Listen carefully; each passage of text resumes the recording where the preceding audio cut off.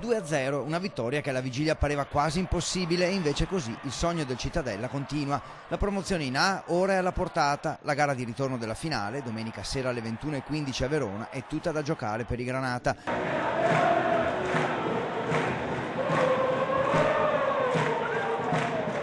I 7.000 spettatori, circa 1 migliaio di veronesi, arrivano tutti a piedi o in bicicletta e può accadere solo qui. Famiglie, bambini, addirittura scolaresche, un clima di serenità misto a grande attesa. C'è l'atmosfera giusta, quanto finisce la partita?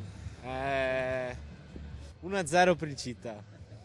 Un 1-0 per il Città. Che andrebbe bene, sì. Benissimo. 2-0, 2-0, uno non basta, 2.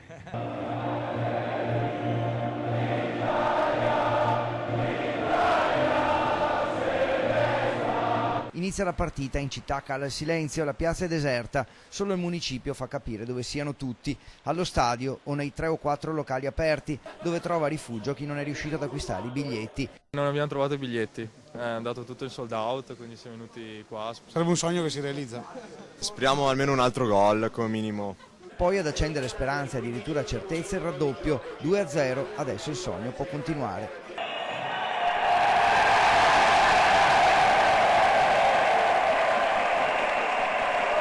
All'uscita solo entusiasmo e ottimismo, a patto di andare a Verona per attaccare, non per difendere il 2-0. C'è voglia di sorridere, di scherzare, ma è sempre tifo a favore, mai contro, e questo fa la differenza tra un bravo e un pessimo sportivo.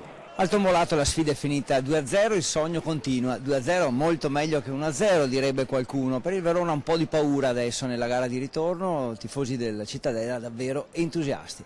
Vinciamo a Verona, vinciamo.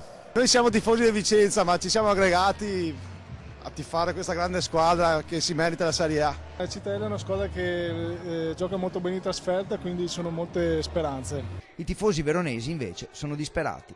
2-0 è un disastro, però ci crediamo al Bentegodi, ci crediamo.